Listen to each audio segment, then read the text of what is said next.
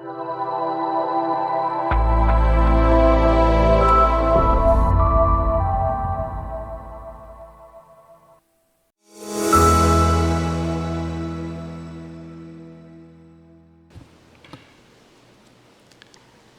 Lord be with you. A reading from the Holy Gospel according to Luke.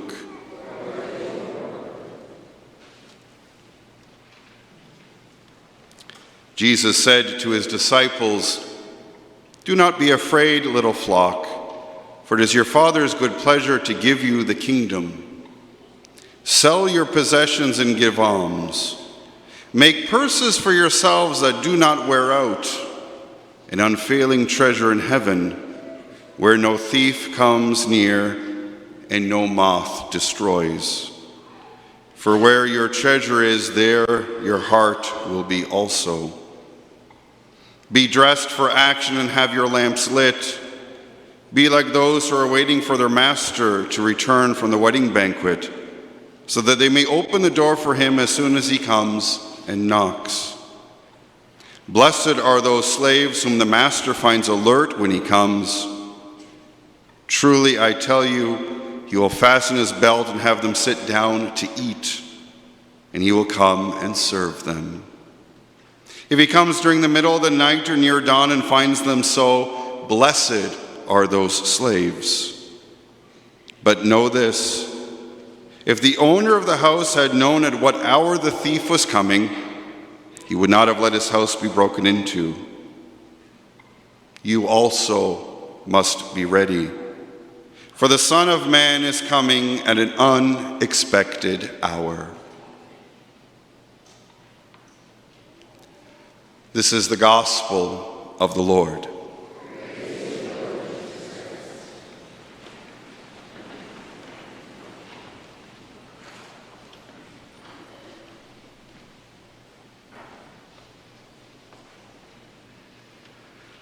So has anyone seen the show America's Got Talent?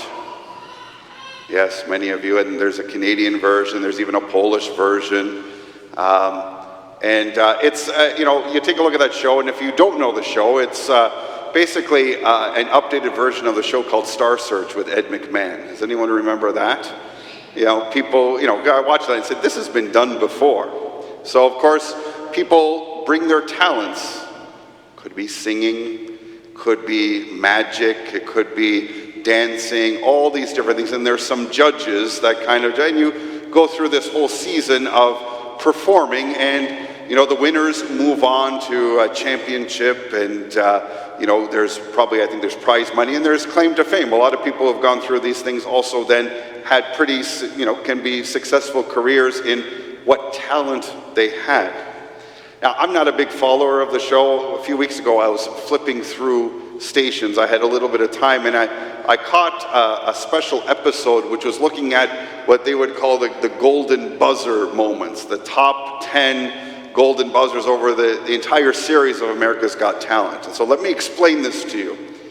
So when people kind of make it to kind of the initial stages, they'll be in front of the judges, all these celebrity judges like Howie Mandel and different artists, and Simon Cowell, who's the famous one there, and he kind of produces the show. Every so often, each of the judges and the host of the show have, per season, one golden buzzer moment where they can go and press the golden buzzer, and the person performing automatically gets to the semifinals. It just might be a very powerful one, and so each of them has this one time during each season to press, and then all of these things come down, kind of like at Mass when I press the golden buzzer, all these things will come down. This is just a joke. It was just testing to see if people were awake. There is no golden buzzer to stop the homily, though. Yeah, you would all want that. But if it increases collections, let me consider it. So I was watching this special, and there, Simon Cowell and the host were kind of talking about these different moments, and how, because it's kind of a competition, but it really isn't. It's really about people who are kind of sharing who they are and the ability or talent they have. not thinking in many of them that they would win the championship or win the prize, but as a way to express who they are. There were two that out of the top 10 that they were doing that was really powerful. This is Mandy Harvey. She was about, I think, 28 years old in this episode, but in about a 10-year period from she was 18 years old to 28, she slowly lost her hearing due to an illness. She's deaf. And yet, she was one of the Golden Buzzer winners in that season because she ended up singing and playing an instrument and singing a song about her trials to overcome losing her hearing. It's really powerful. And she could hear she had a couple of accompanists, guitarists that were with her, but she could hear the vibrations from the speakers around her of how she goes. And you would, she didn't tell you this beforehand as they interviewed her before, you wouldn't know. And it was an amazing, amazing moment. Second one is Cody Lee. Cody is blind and autistic. And his mother was there with him, and he ended up also singing and playing the piano. And they told a little bit about his story, but then when he got to the piano, obviously getting ready to play, and there was this moments of silence because they weren't sure if Cody was going to play. And then he started to play the piano, and then he sang. And he transformed. He wasn't kind of looking for words. It was as if it was a grace, a miracle. And his voice was like Sinatra, Billy Joel. It was powerful, and he got a Golden Buzzer too. And so this show is about these talents and people looking to become maybe famous and popular and rich, but so many of these Golden Buzzer moments were beautiful stories of people just sharing who they are and what they have and being the best person they can be, which is a reminder for us, in a sense, how we're called to live our lives. So I'm starting a new message series beginning this weekend. Next weekend, it'll continue at St. Joseph's and St. Ursula's, and then the following weekend back here at Blessed Sacrament and St. Agnes, and it's called This Parish Has Talent. I couldn't put Chatham Catholic Family of Parishes. It's just too long. I wasn't going to name all 5 churches. So this parish has talent. All of you have many gifts, talents, and abilities that are not to be kept to ourselves, but are called to be shared.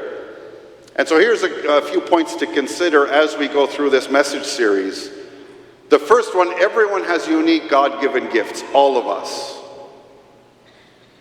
have been given gifts by God that are unique to who we are. And what a precious gift that is. And there is a responsibility with those gifts. We are called to develop, grow, and fulfill our gifts. For that to happen, they have to be shared. So whatever the gifts that we have, it's music, it's singing, it's art, whatever talents or abilities, the gift to be able to listen, the gift of compassion, whatever those gifts, for them to come to completion, to come to fulfillment, these gifts God has given us, they have to be shared. We cannot hold on to them for ourselves. Our family of parishes relies on people sharing their gifts. There are so many talented parishioners in our family of parishes that so often give of their time, give of the gifts that they have to help not themselves, but to serve our family, to serve those in need. And every single one of you and your gifts are necessary to rebuild after the pandemic. If we're going to rebound, if we're going to respond from the last 2.5 years that completely disrupted our world, but disrupted our family of parishes, disrupted our communities, it's going to need all of us to give of ourselves to help build the kingdom. And that's the focus of this message series, to remind each of us that we're called, when we put all of our abilities, resources, time together, we're going to be able to rebuild and strengthen our family of parishes, and in that way be a stronger community and a stronger sign of God's love in this world. Because we know this world needs God's presence. And it's only going to come from you and from me. And all of us are important components to make that happen. In the gospel that we just heard, Jesus he reminds us of kind of always looking towards heaven. Make purses for yourselves that do not wear out, an unfailing treasure in heaven. Sometimes we get so caught up in the things that we want and accumulations of things and all of these things. We forget really the true fullness of grace that we experience is not in what we have, but in how we share our lives with others. You know, Marianne and Omer, 60 years.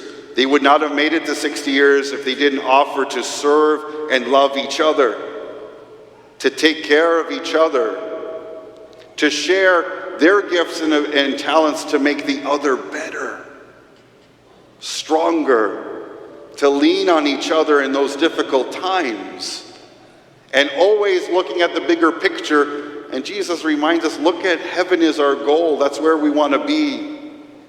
And we're not here on this earth for very long. You know, I preached at a funeral this morning of one of my former deacons at my previous appointment.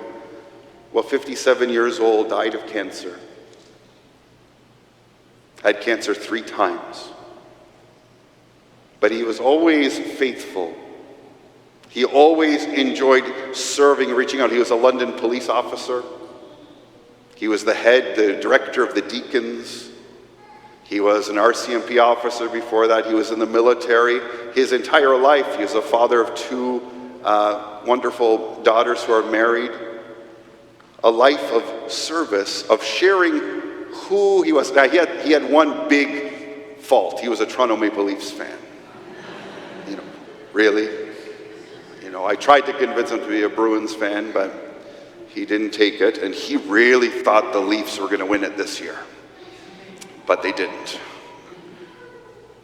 We have to kind of stay focused on, if we're going to kind of live by sharing who we are and what we have to have that vision of it's all about heaven, not to get into heaven, it's given to us. We just got to embrace it. But to help each other on this journey, as the last message series, I talked about this highway to heaven. For where your treasure is, there your heart will be also. This is a little bit of a test. What do I value? What do I spend my money on? What do I spend my time on? That is what is closest to your heart. So if it's Xbox or PlayStation, or it's surfing aimlessly on the internet, or if it's kind of things of this world and things that only kind of try to fill our hearts that only Jesus can, that's where our heart is. This is kind of a reminder and a kind of a caution for us that if we want the gift of Jesus in our lives, if we want the gift of heaven even here and now on earth, we have to live our lives of faith.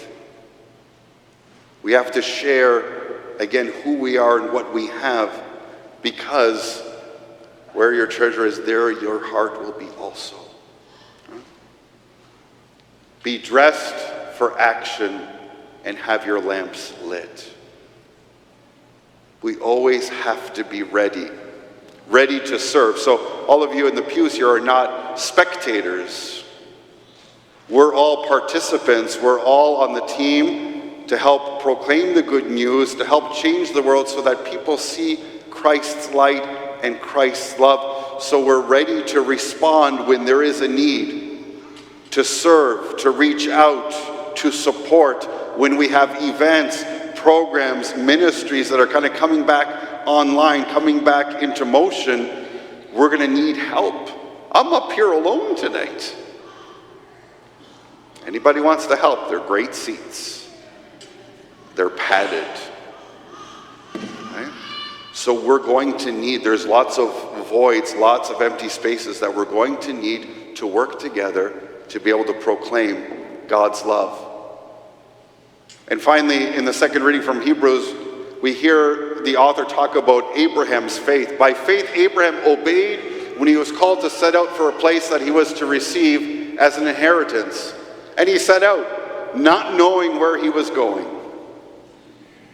So if we're going to say that this parish has talent and we're going to share the God-given gifts he's given us, we just have to trust and offer ourselves up. Abraham didn't know where he was going, but he knew who was leading him, and it was God leading him.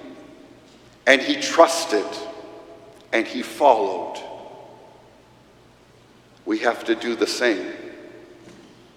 We have to kind of say, offer ourselves, whatever needs to be done, whatever ways I can help build the kingdom and transform this world, I'm going to step forward. I'm going to offer who I am. And what a gift that is. And again, we have many that do that, but we're going to need all of us to step up in different ways so that we can rebuild, restore, renew, but become stronger than we were ever before to help change the world, to help people see Jesus. So as I conclude this first homily, this first reflection, kind of this sense of faithful talent, seek divine things rather than human things. That heaven is the goal, and heaven is the experience that we want on earth, all of us. So we don't volunteer, or we don't serve, we don't sacrifice just for our benefit, but when we serve others, when we help those in need, when we step up and help, whether it's a lector, an altar server, whether it's in one of our outreach programs to help the homeless or the hungry, that's focusing in, going beyond ourselves and looking at divine things. And whenever we embrace divine things, things of God, we are fully embraced by his grace.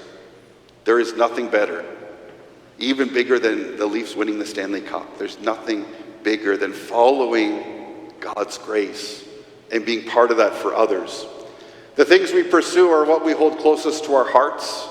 So let us make sure that it is God. Let us make sure that it is his love, his mercy. And let us remind ourselves that it's about being able to share that joy that we have by following Jesus, to share that with others. Always be ready to serve where needed. Always be ready to respond to God's call to step up and help shine his light in this world. And we need to have faith and trust in God like Abraham. He just dove in. He trusted God, saying, I'm going to this promised land. I'm going to go to this place. I'm going to follow. I'm going to trust,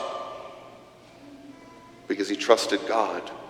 Well, we too, when there's going to be opportunities over the next several weeks for different ministries, different opportunities in our family parishes where we're going to need help, we invite you to prayerfully consider where God is calling you and just dive in.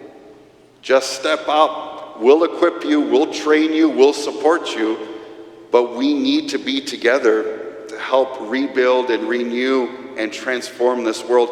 And not, because if we don't, we're going to just fade away. We're going to become irrelevant as we are already in this world. That can change if we have that faith of Abraham, if we look to gather our riches in heaven, and if we just offer ourselves, who we are, the gifts, the talents, the weaknesses, the shortcomings, and serve the Lord and serve one another. This parish has talent.